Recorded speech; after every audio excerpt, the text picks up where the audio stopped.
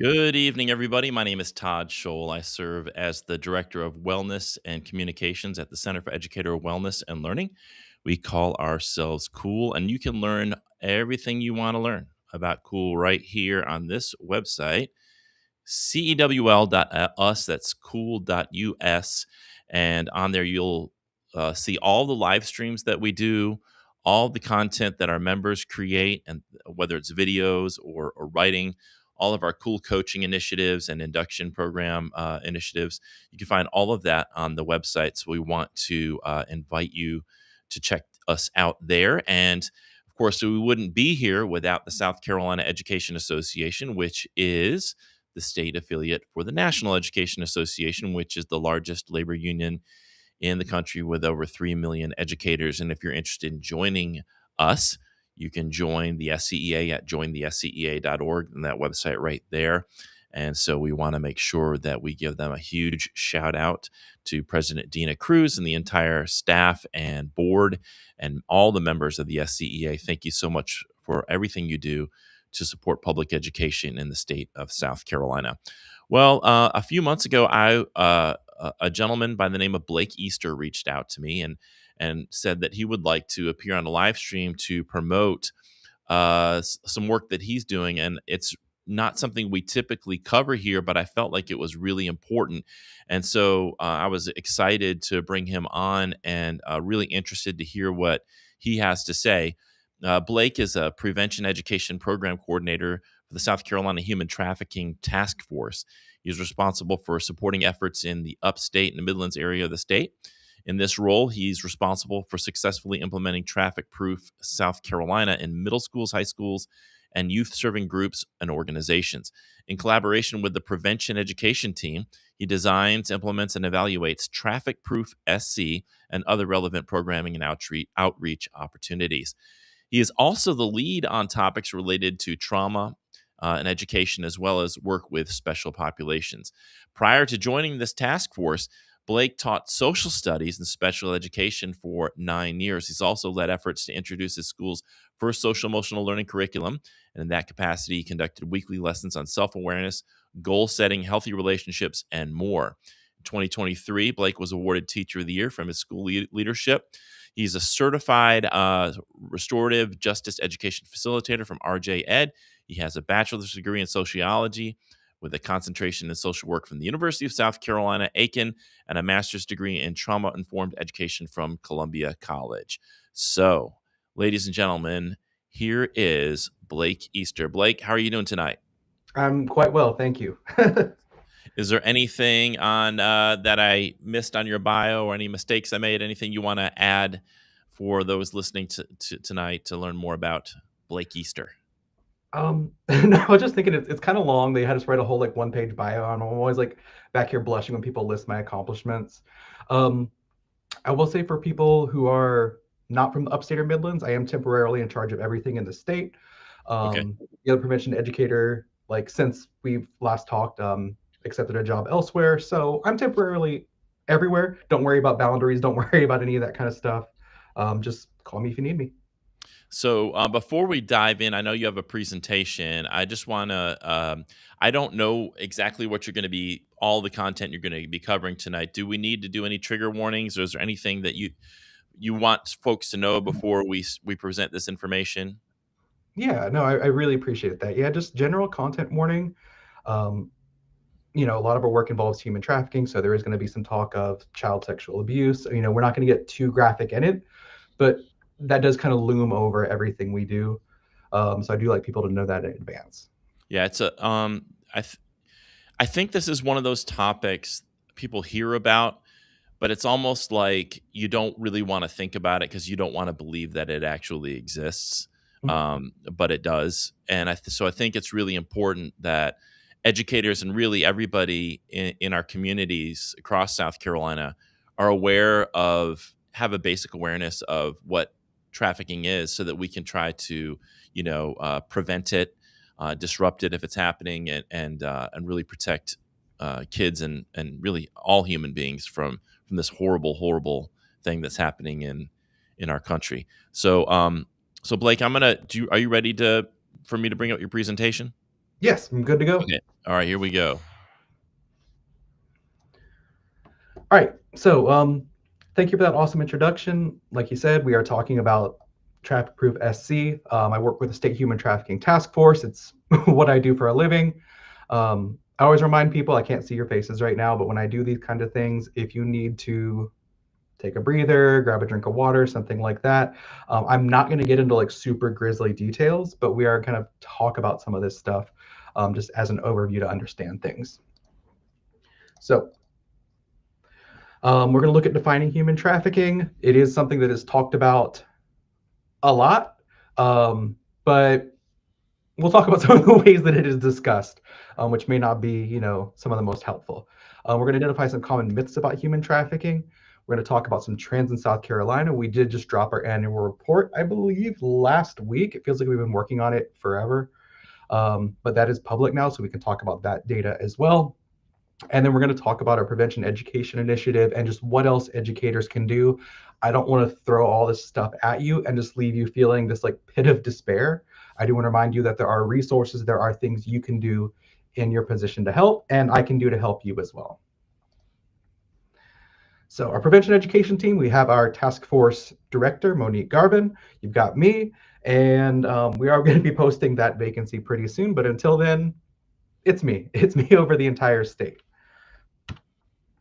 Little overview of the state task force and what we do, just so we kind of understand where I'm coming from. We do have regional task forces in every area. If you go to our website, you can check and find yours. People sometimes want to ask, like, what can I do to help?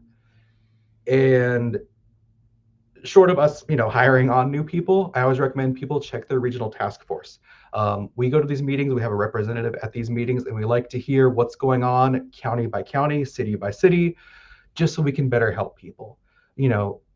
I went to college at USC Aiken, and even when I go to the Aiken meetings, I'm learning all these new things about Aiken that I didn't realize because I didn't go out that much. So it is very much a top-down approach. We like to go from but also we have the grassroots as well, kind of informing us from the bottom up all of the stuff that's going on in their communities. So by all means, if you're in one of these areas, you should have a task force, or these two areas will have one launching very soon.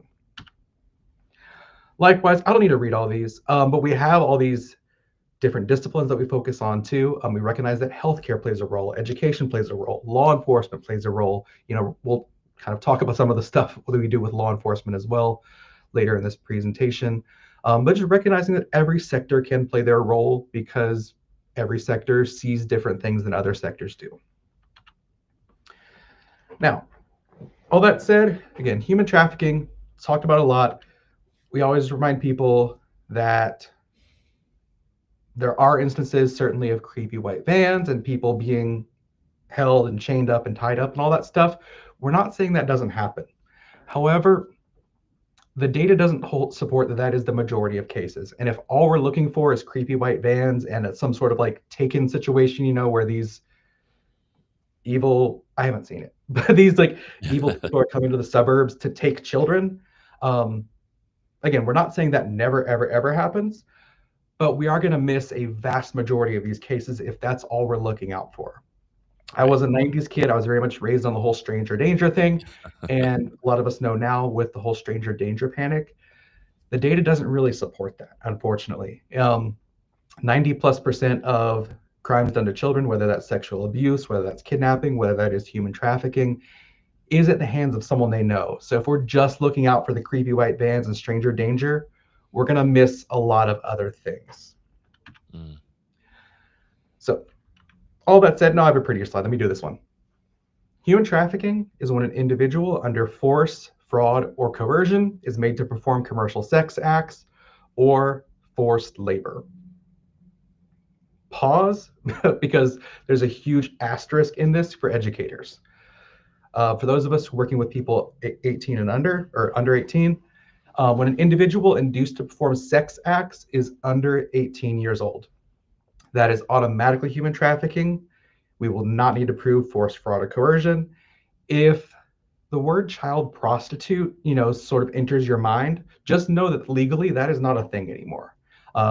We passed a law in 2024 making it even more clear. We did kind of gently nudge that law along to exist, that you cannot charge a child with solicitation, prostitution, none of those offenses. Can't even try it. So again, if you have an instance where you hear about maybe a child you're working with who is doing certain things in exchange for anything, we'll talk about it, money, goods, luxury services. Again, that is not a quote unquote child prostitute. That is a victim of human trafficking. And then the other part of this definition is that anything of value has to be given, promised to, received directly or indirectly by any person. Mm. I went through a crash course on this because I did have a situation involving a student, and I really didn't have a great understanding of human trafficking at the time as a classroom teacher. But we will say one of the hard things with kids, and it certainly was the case with this child I was working with, they don't always know when that's happening. So it could be an Okay. adult giving something to another adult in exchange for then what they do to this child. So they may not be aware that that's something of value is going on. Now, force, fraud, coercion. I teach this to middle and high schoolers all the time. The short version is just force is anything done to the body, hitting, kicking, kidnapping, all that kind of stuff. That is the easiest to spot. Unfortunately, that is of these three, typically the rarest one that we see. What we see more often is fraud. That's any sort of lie. That can be someone in your DMs offering you this dream job. I always tell people I work for the Attorney General's office, and that's hard because I am a blabbermouth. But I can say that a sheriff's department has gotten in touch with us regarding a woman who came here from Florida. She was offered, I believe, something like $5,000 a night, like some really high amount to clean hotels. Mm. And that did not turn out to be the case. That was not what this job was. She was then put in a situation where she couldn't leave. They took away her documentation. She was, a legal U.S. citizen. They took her documentation. They took her paperwork so she can't leave, and then also made some threats towards her too, to intimidate her into staying. Mm. So any sort of lie that gets someone there or keeps someone there. We always tell people if it sounds too good to be true, it probably is. Mm. Um, Last one, this is the most common one that we see, is coercion. This is anything done that's like emotional manipulation. So threats to the victim and or their family, debt bondage, psychological abuse, all that sort of stuff. One of the things we're working with right now with both law enforcement and judges is making sure they understand if we're dealing with, say, a gang issue, and maybe someone's in a gang and they're selling drugs, but they're doing so under threats of violence. That still constitutes labor trafficking, even if the kind of work they're doing is illegal, like dealing drugs. If there is that coercion, if someone's saying you have to sell X amount of drugs by the end of the week, or we're going to hurt you, we're going to hurt your family, that is labor trafficking. That is coercion. That is not that person operating under their usual free will. Got it. And again, we like to emphasize this for teachers too, because if you happen to know someone who's in a gang and maybe doing these activities under threat of force, fraud, or coercion, again, that is a human trafficking victim. That is not a criminal, and the law does make these clear distinctions between the two. Anything of value can be anything. First thing I had up there was books, because I do this a lot at colleges as well. And we know Yeah. those textbooks are really expensive. Yeah. This part of the law is written very vague because it's meant to be subjective. One thing we're seeing right now is vapes. Vapes are a very common something of value. At the time this law was written, I'm not sure vapes existed yet. So they wouldn't have known to put that in there. But that's again Yeah. why this part is vague. So it can be rent, it can be a place to stay, it can be luxury goods, drugs, alcohol. Usually this something of value has to be something you could attach a monetary number to, or potentially, in an abstract way, like a place to stay. So something of value, I talk to young people, is not because I felt like it, right? It's not emotional satisfaction, but they do have to be given something. So again, place to stay is a really big one. Housing insecurity is a really frequent predictor of human trafficking. We've seen a really Mm. shocking number of cases where, say, someone's behind on rent and their landlord says, I can make this debt go away for a month if you just give me some time with your 15-year-old daughter, something Mm. like that. So that again would be human trafficking, not quote unquote prostitution, because again, that's a minor that cannot consent to that kind of work. And again, something of value for the minor could be just keeping a roof over their head. Mm. That's why we also see a lot with the runaway and unhoused children. Um, that's a very frequent something of value. So again, I already hammered this point home because it's important to me, but sex trafficking of minors, again, a minor cannot consent to commercial sex at any time. No force, fraud, or coercion is required. The quote unquote consent of a minor to engage in commercial sex is null and void. It does not matter. When I talk to young people, I emphasize that when an adult and a child interact, it is on the adult to make the good, responsible choices. You know, I don't know about y'all, but I've taught in some pretty challenging schools. You know, I've had some kids swing on me. As the adult in the situation, I understand that I can't swing back and I wouldn't want to because that is a child. Again, the Right. adult has to make the good choices. So, again, I say this because we also sometimes run into this one with law enforcement. Again, this whole idea, well, she was 15, but she agreed to it. Doesn't matter. You know, all the way up to 17 and 364 days old, that is still under 18. And therefore, that would be sex trafficking if they are engaging in sex in exchange for something. Vulnerabilities, again, I'm not going to read all these. It's pretty much anything you can imagine would make a person vulnerable in society. So, could be, again, lack of housing, could be lack of family support. We see a lot of people who have been system involved at some point, whether that's DSS, DJJ, something like that, foster care, substance abuse, disabilities. Unfortunately, we know that young people with disabilities are both more likely to be targeted for these sorts of crimes and less likely to be believed when they make a report that something is going on. So any of the above can be vulnerabilities to trafficking. We always want to be careful about this topic though, because we recognize that it can happen to anyone, anywhere. You know, we don't ever want to create the impression that there's any type of person or group of people who are immune to this sort of thing. You know, we've seen it in every type of person, every type of household, every type of neighborhood you can imagine. Mm. Now, this is why I give content warnings too, because I know this is brutal. But the fact of the matter is, nationally, about 1/3 of children who are sex trafficked, and at our state, it's even higher. It's about 45 to 50% are trafficked by a family member. Mm. So the way this works and the way it's worked in the case where I really got a crash course through this as a teacher was typically abuse has been normalized in the home. So it might start with a parent who is sexually abusing a child, and that becomes normalized. That becomes part of that child's life. I've heard all kinds of excuses, you know, about how the parents groom their own children and teach them that this is quote unquote normal. After that, once it's normal to them, they can start bringing in other people, and that's where the sex trafficking component comes in. It can be generational. We will talk about mandated reporter, but this does not always follow typical grooming patterns because this is somebody who's already in that child's life. They are already known, they are already trusted. So these can be a little tougher. That said, the vast majority of these cases do involve truancy at some point. You know, those kids who just drop off the face of the earth. I know about every couple of years as a teacher, I had at least one of those. 93% have some sort of, again, system involvement, welfare, DSS, DJJ, foster care, something like that. Also, with mandated reporting, this is a really important time to remind people that the people in these situations can feel an intense sense of loyalty and even love to their trafficker. So people can very much recognize that maybe they are being abused, but that they still love their abuser. So we'll Mm. talk about it with the reporting piece, but just please be careful, especially in these types of situations. Please do not badmouth this person in front of the child. You know, please use as much tact as humanly possible. I know it's really hard in a situation like this, but you can really break trust with that child if you go too far.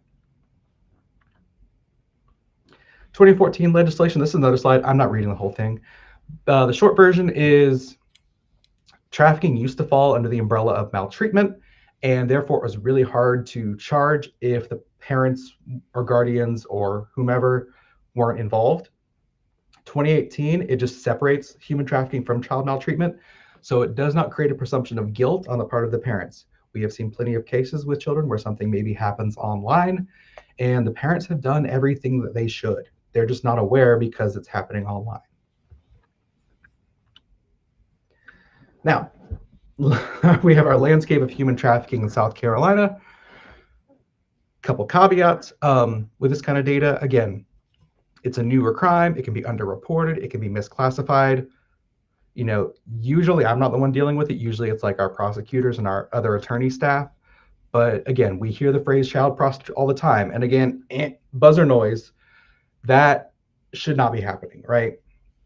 But if Yeah. someone sees that and assumes, oh, that's a child prostitute, like I'm not going to do anything, that's not my business, that can cause people to under recognize this sort of thing. Mm. So, SLED, South Carolina Law Enforcement Division, some counties do handle trafficking cases. Most of them go up to SLED.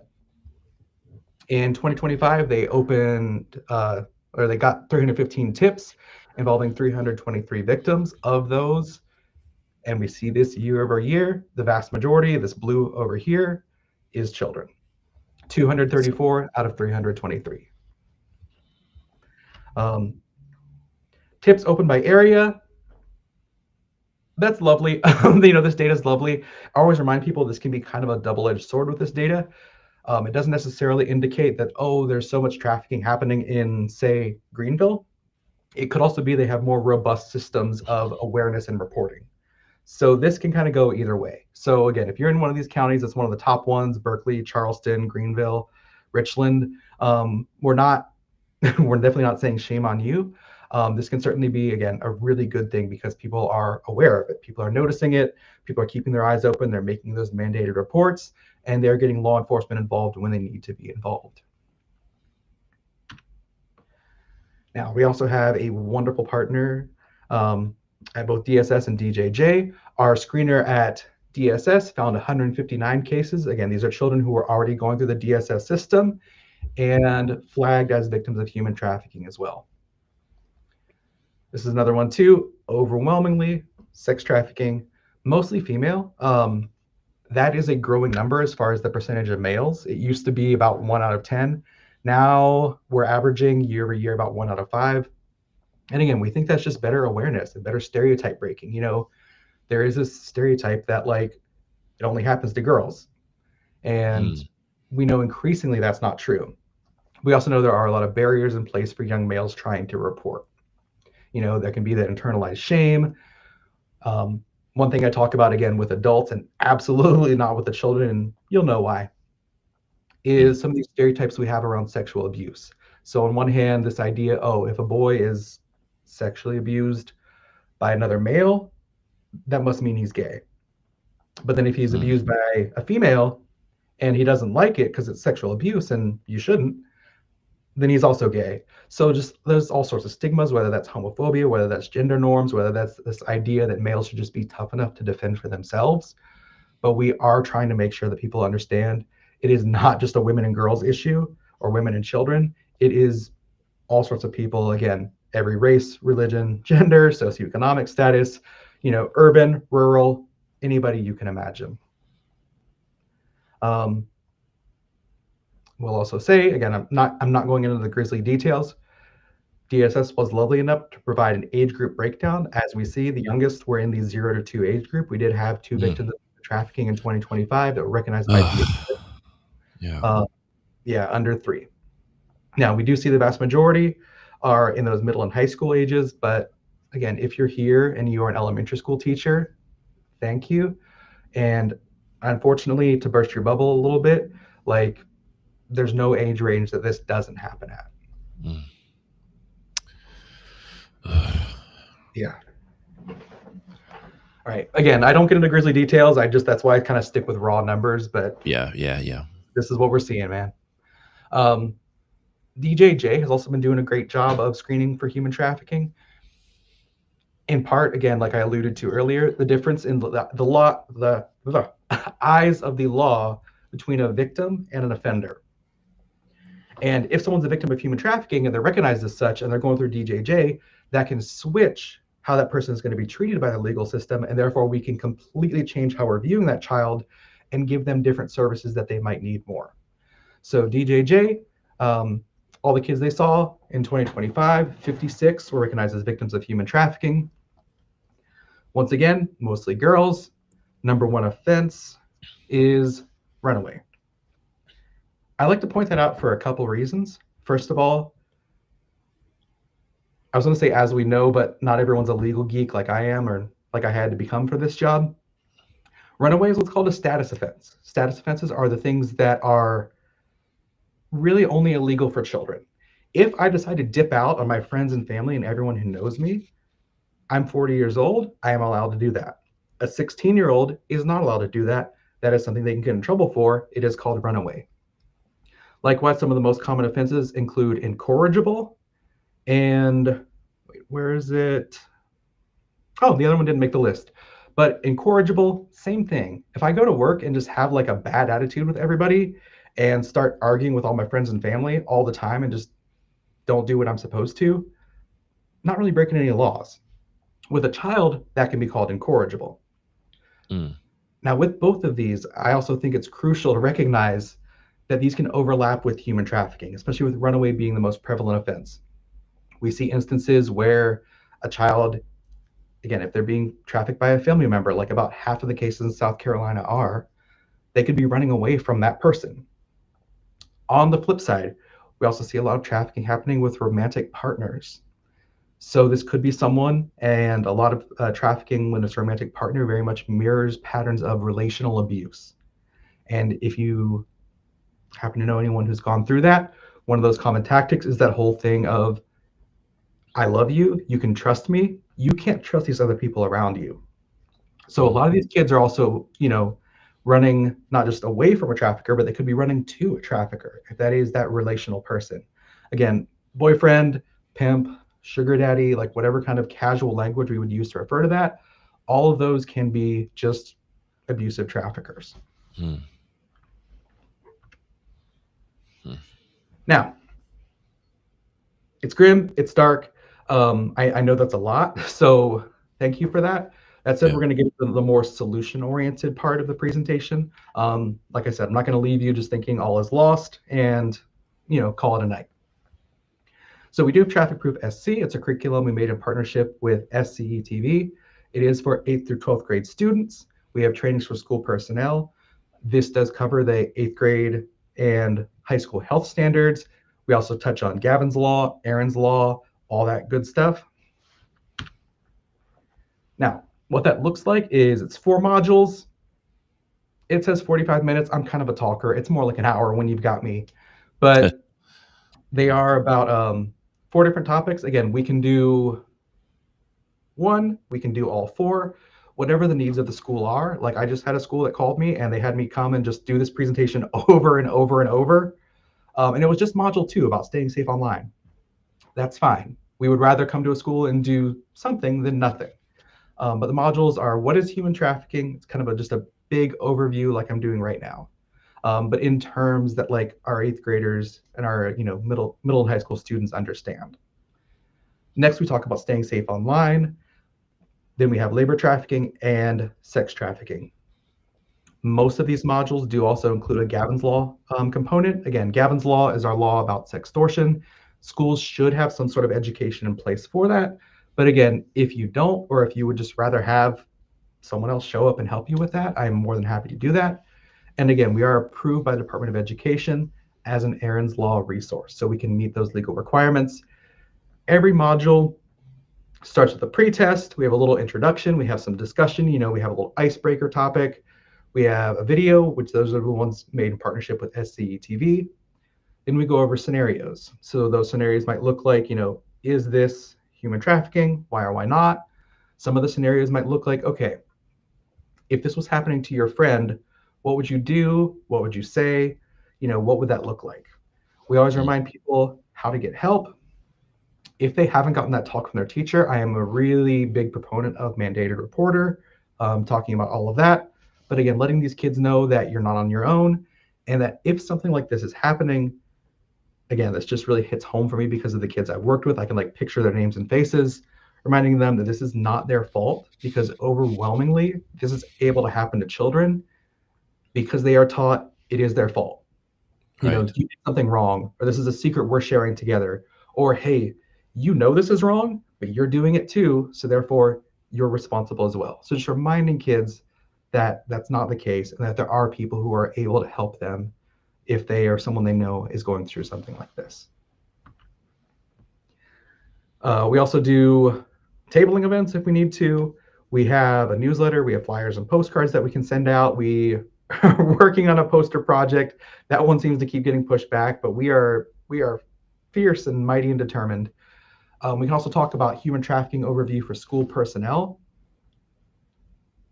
I will say I got a call from an elementary school because of a really unfortunate incident that they were able to narrowly avert involving a 10-year-old girl. And they asked me if I could do traffic proof for their kids. And I told them, thank you, absolutely not. This is not age appropriate for them. So Right. instead, what I did was a training for all of their staff and any parents who wanted to show up during school hours. I would just show up and present to them as well. So we can do any of the above. My master's degree is in trauma-informed education. So if you need some help in that area too, we can talk about that. We talk about vicarious trauma. I think that's something that's really important for me. We have navigating digital risks, and then just like facilitator training on the traffic proof curriculum.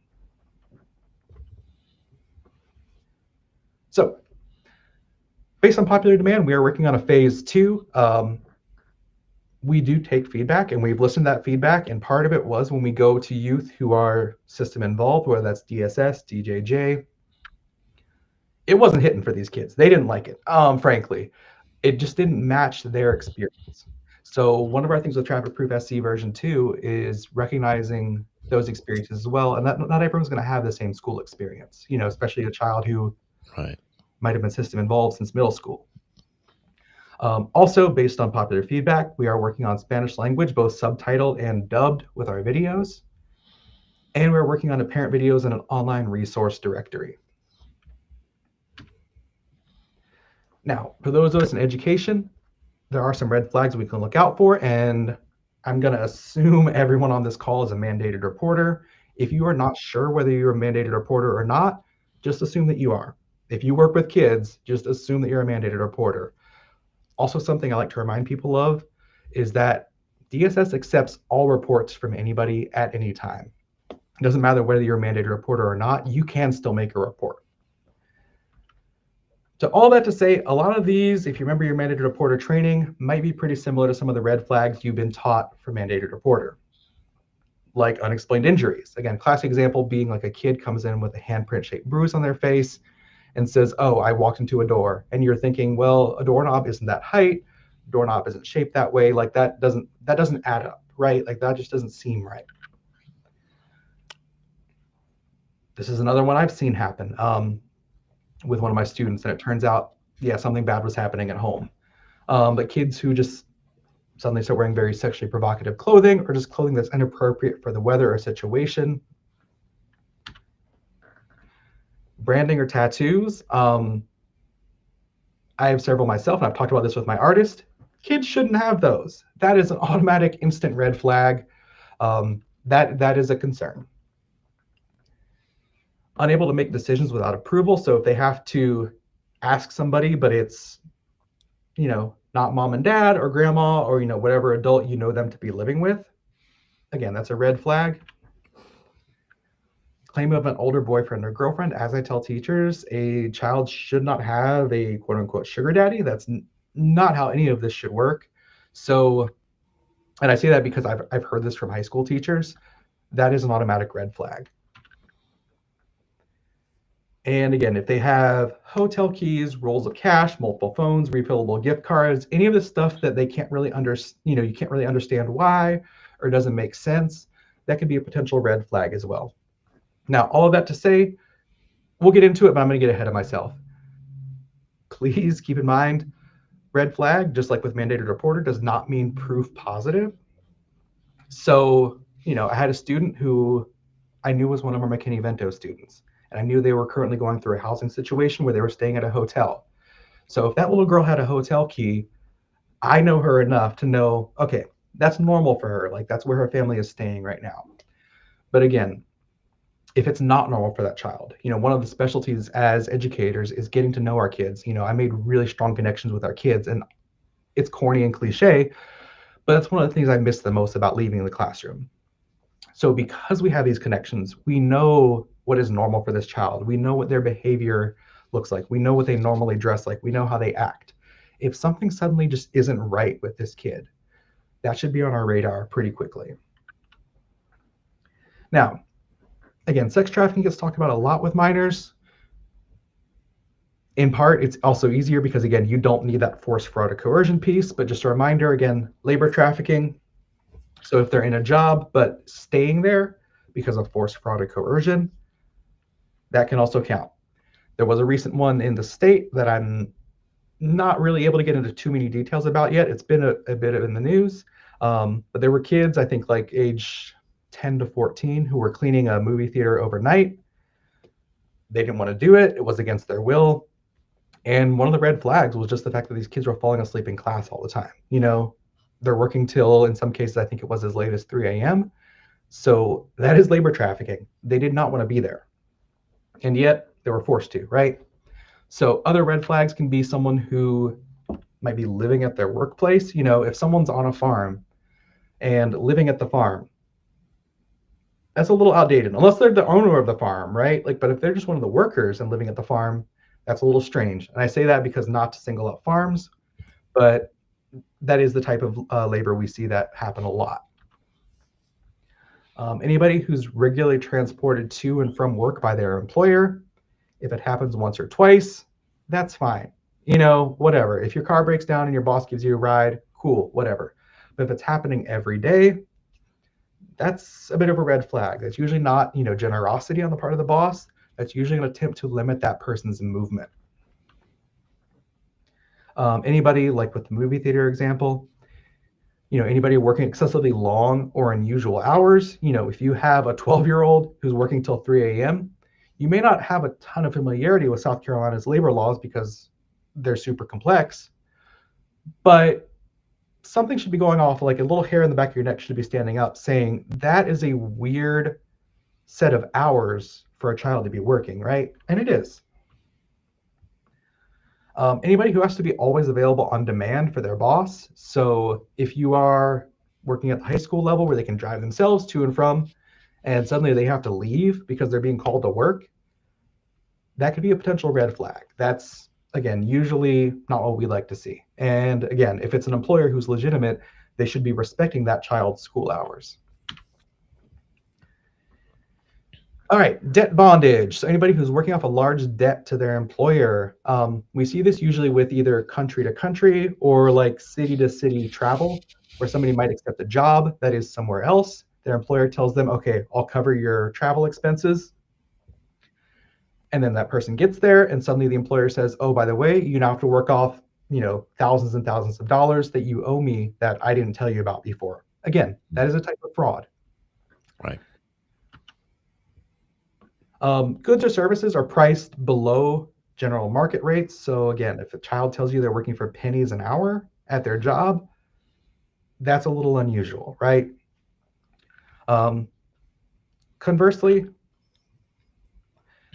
I always tell people, again, if it sounds too good to be true, it probably is. If somebody tells you they're, going to be washing dishes and they've been promised $200 an hour, that should be sending off alarm bells for you, right? Like we should be talking to that kid about how that's not a normal amount to be paying somebody and that maybe this isn't legitimate. Maybe this isn't safe.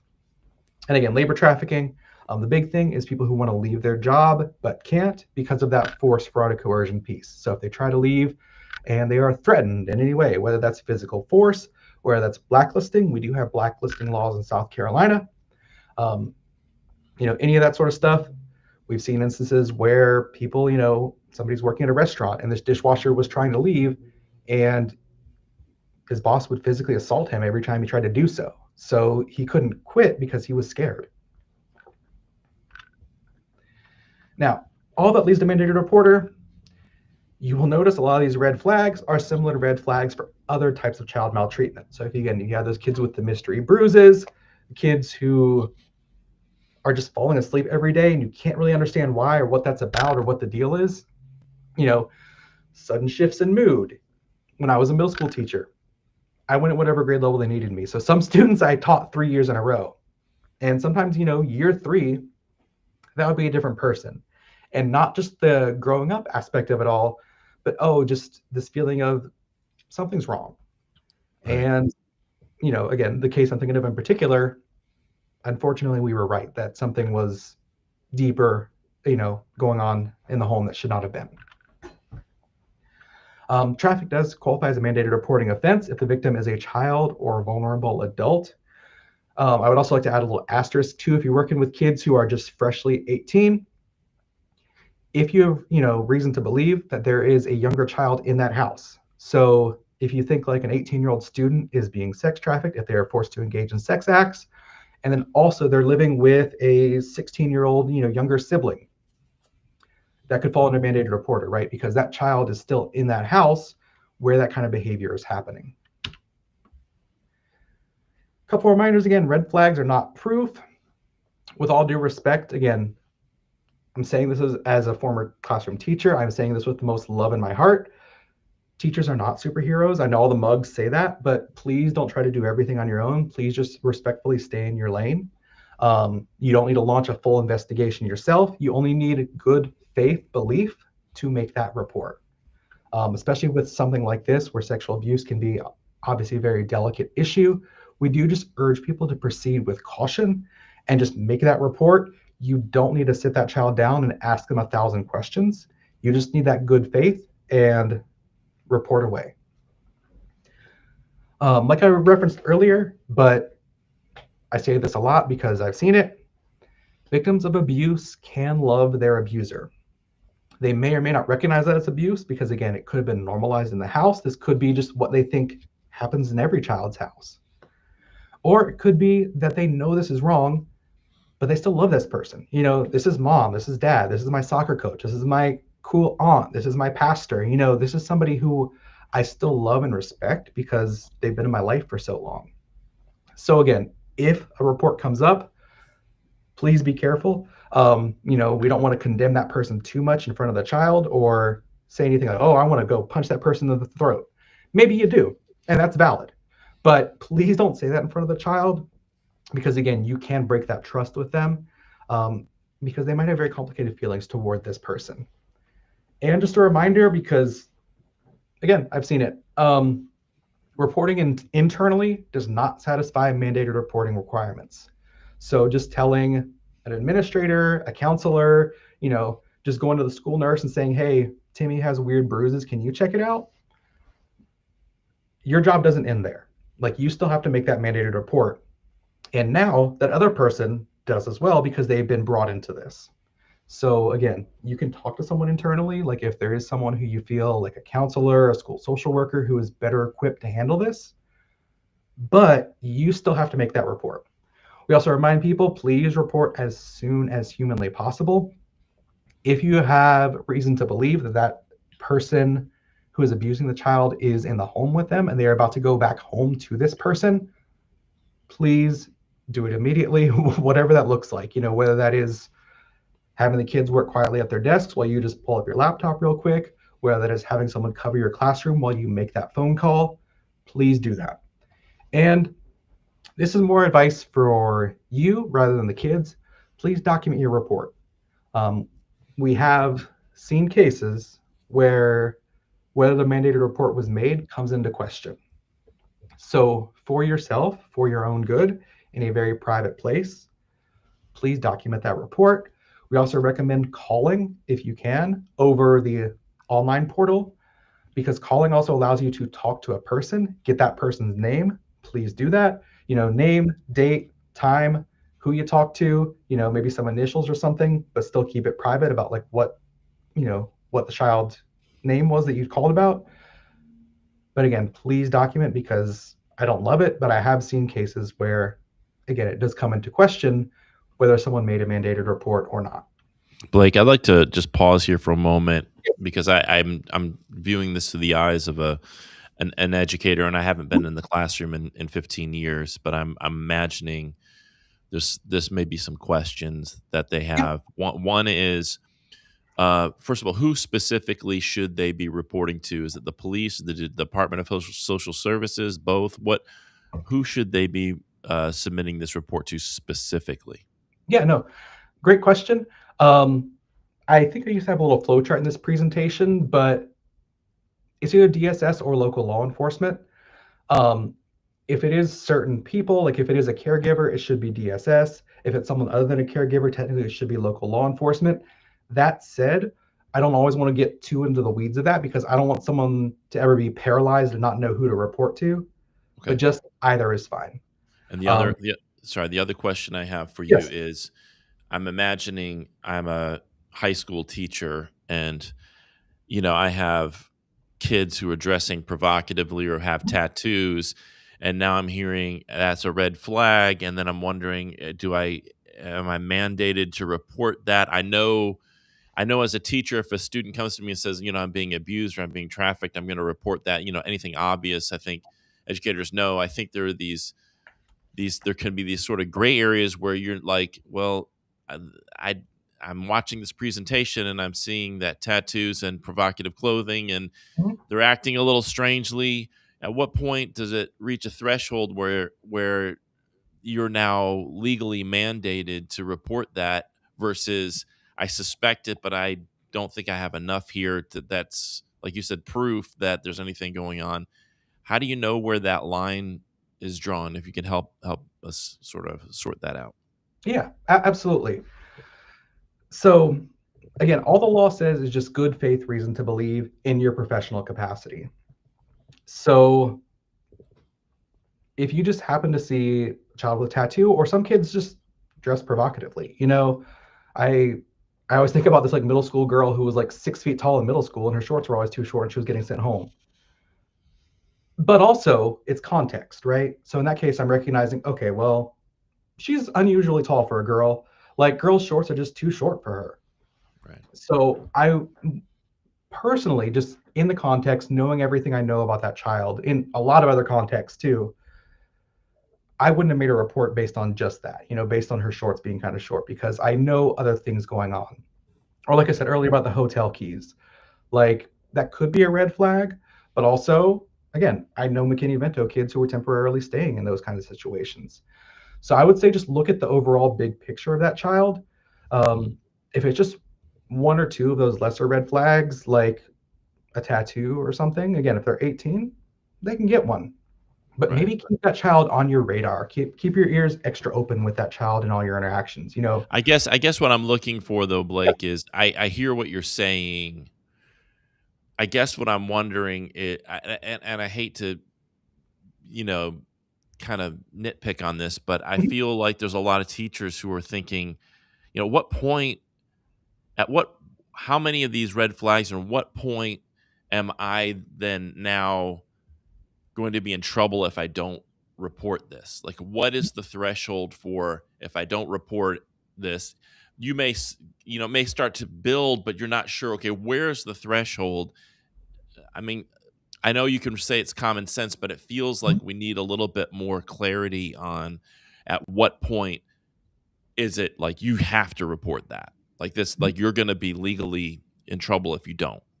Right, right. Um, Again, I hate to go back to it because it's what the law says, and I know the law is written in a way that some people do find confusing, and it is kind of open to interpretation because I think to some degree it is meant to be. But any of that good faith reason to report, I would like to remind people too that there are legal protections in place that if you erroneously report, like you are still protected, and they can just tell you, okay, that's unfounded. Especially someone Right. working for the Attorney General's office in the Human Trafficking Task Force, we Right. always like to remind people that it is better to be safe than sorry. It is better to make that report and just find out that you were wrong. You know, Yeah. um, I do I think have a it's different situation. Oh, sorry. go ahead. I was I going to was say I do think it's good for us to highlight again that them going to their administrator or to a guidance counselor is not a report. You may confer with them and talk with them about it, but that's not an actual report. And since you're a mandated reporter, the mandate is not that you just tell somebody else in the building. And I know you said that, but I just want to highlight that, especially for our early career educators who may Mhm. not be aware. That's a really important point to make there. You were going to say something Right. of an example that you have. I was just going to say from my experience, you might make the parents mad. Like they're going to be mad at you. That's how it's going to be. But you know, legally, if you make a mandated report, and again, it is in your professional capacity and it is in good faith, and you make a mandated report and you're wrong, you cannot face career consequences. You can't be told, oh, you can't, or we're going to fire you. Oh, these parents got mad because you made a mandated report. Um, Technically, they're not supposed to give your name. We do remind people though, like if it's like K through 5 and like a lot of those K through 5, maybe they only have one Mm, teacher. So there's nothing to stop the parent from deducing. But that said, you cannot suffer legal consequences. You cannot suffer career consequences. You cannot suffer any of that stuff if it is a good faith report. Um, yeah, as far as where that line is, again, the law just says reason to believe. So I do just, I would say stick to just the overall context of how much you know about this child. Um, the more of a relational teacher, like I was a big relationship building teacher, yeah, the more you know about that child, the better, because then you're going to be able to have a better feel for this is okay, or I know a reason why this is happening. Oh, their mood shifted, but I'm thinking of yeah, another example. This child's mood drastically changed, but hmm it's because he told me his parents are going through a really nasty divorce. yeah, So, yeah, okay, so in that case, like, okay, maybe that's not a red flag for me. But if someone's just mood changes and maybe you don't know why, pull on that relationship you have with that child. You know, t- you know, you don't have to necessarily ask, "Hey, what's going on?" But just letting them know that you're here, you're a good listener, you're someone who's going to care for them, and we'll take care of them if something's happening that shouldn't be. But that you're always available as just an open yeah, ear and an open heart. yeah. I think that's such an important point, and it's one of the core reasons that Mhm, relationship building is so critical for educators. And I know so many times we want to just focus on the standards and the curriculum, because how we're evaluated. But those relationships, we're talking about a human piece to this, which is so important. And that relationship that you build and that trust that you can develop with that student, mhm. it could be a life-saving investment of your time and effort. So I want to just encourage educators to do that. But I'm going to bring your presentation back up. I didn't mean to interrupt your flow, but I felt like that was kind of an important thing for us to just kind of flesh out a little bit. Yeah, absolutely. And I think I was gonna. Is it just off the screen? My You're good. last little bullet point here was going to be just being an adult they can trust. So taking the extra time to build a relationship with that child, if they have an interest, like take interest in them. When I was new to teaching, if there are new teachers here, one of the things I did was I had a little post-it note on my screen that the kids couldn't see. And it was a reminder of just my roster and just, okay, student number one is Alex, in block one, and then it's Cassandra in block two, and yada, yada, yada. But just going through and just spending a little extra time with those kids. Yeah. And, by the time you've had enough weeks of school with them, like you would have gone through your entire class at least a couple times. Right. Um, but just checking in with that kid, asking how they're doing, hey, why can't I think of a single intellectual property for children? Frozen. You got Elsa on your backpack. You like Frozen? Me too. That's so cool. But just Right. even little things like that gradually build over time. I could spend a whole nother hour on relationship building with kids.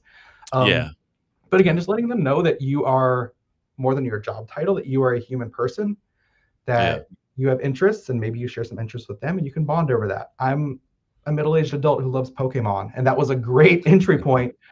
for a lot of my middle school Right. boys in Right. particular. Right. Right. In my day, it was Magic the Gathering. Yeah. Yeah, yeah, Um, yeah. yeah. Absolutely. Yeah. Yeah. I always, yeah, it was fun. Um, do you have other slides that you wanted to show? I'm sorry. Um, Literally two more, and they're really Two quick because more. Okay. Okay. Okay. I'll let you. Yeah. Yeah. Please. Please um, go ahead. so yeah, if you learn anything, again, the legal terms, the two big parts here are in your professional capacity, and it gives you reason to believe that human trafficking or other maltreatment may be occurring.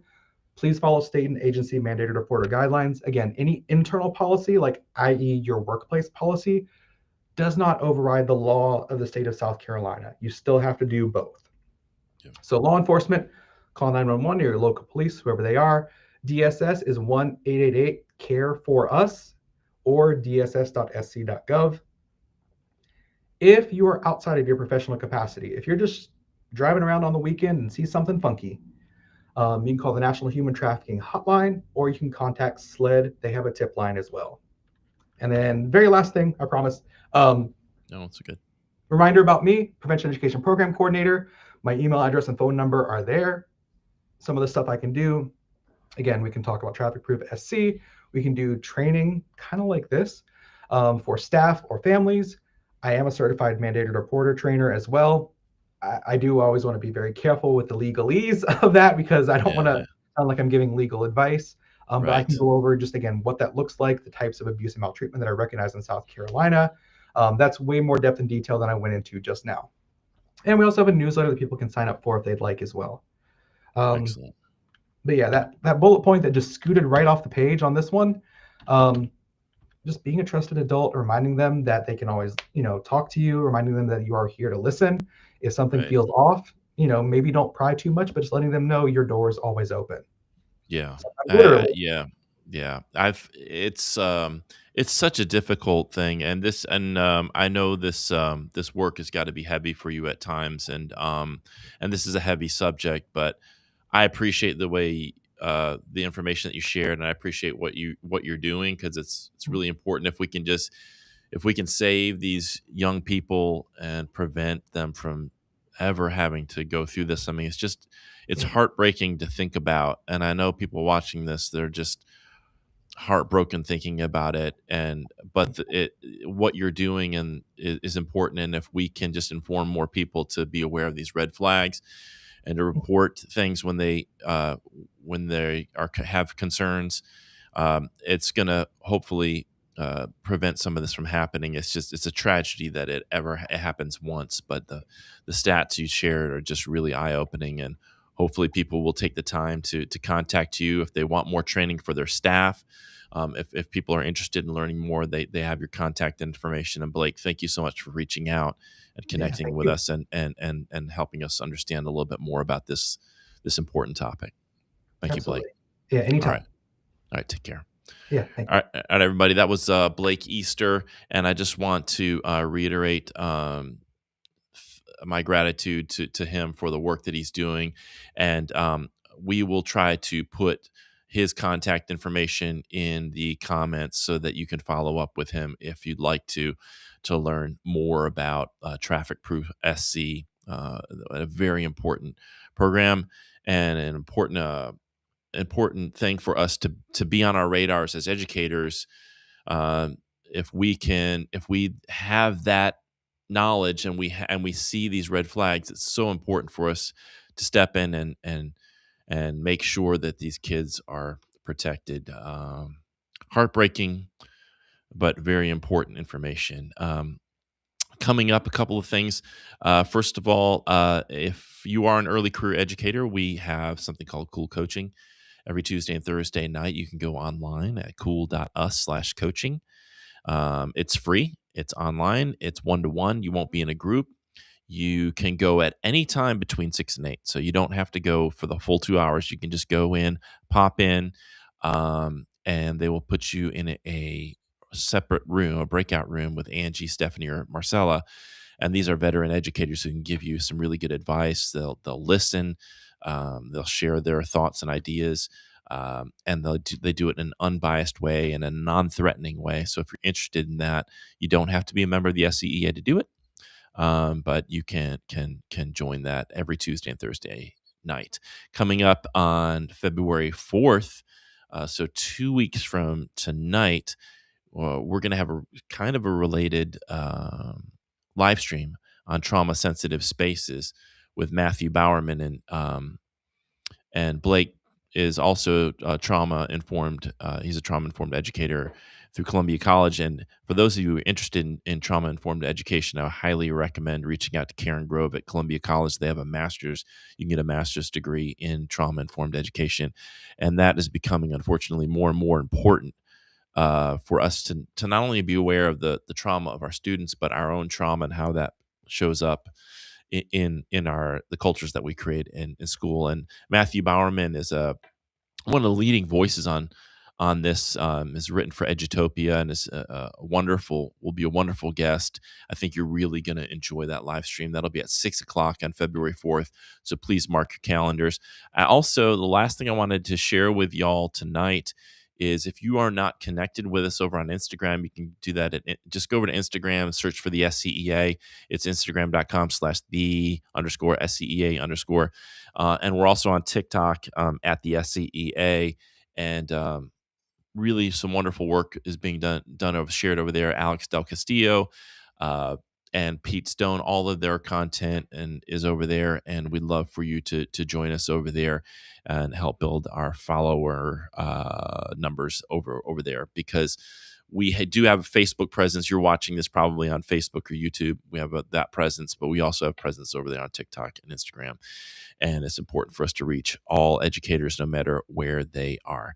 Once again, I do want to remind folks that you can join the SCEA, they're the ones who are bringing you this live stream tonight, at jointhescea.org, or you can text the word join to 48744. You can join right now and enjoy all the benefits of being a member of 3 different organizations. Are at the SCEA, which is your state association, NEA, which is your national association, and then your local association. So if you're in Greenville or Horry County, there are local associations there that you're a part of, and your membership dues cover all 3 tiers of membership. And we're the only organization in South Carolina that offers that 3-tiered membership. Really important, because you know that at the national level, policy is created that makes its way to the state level, and at the State House in Columbia, that policy makes its way to your district, and then at the local level, your district policy and your administration at your school, that affects you directly in your classroom and your colleagues and your students. So if we're not advocating at all 3 levels, we're missing out. If we're only advocating at the state level, we're missing 2 of the tiers that are critical to our success in terms of moving forward the working condition, the wages, and the kind of system and environment that we want to create for our educators and students. So we hope that you will consider joining us at jointhescea.org. Thanks again to Blake Easter for sharing his information on Traffic Proof SC tonight. Thank you for tuning in. We are also going to have a live stream next Wednesday at 6. We're going to be talking about the SCEA's legislative agenda with some of the leaders of the South Carolina Education Association. Hopefully information will be coming to you soon on that. We hope you'll join us for that. And then with Matthew Bowerman on February 4th. Until then, we hope you have a wonderful week.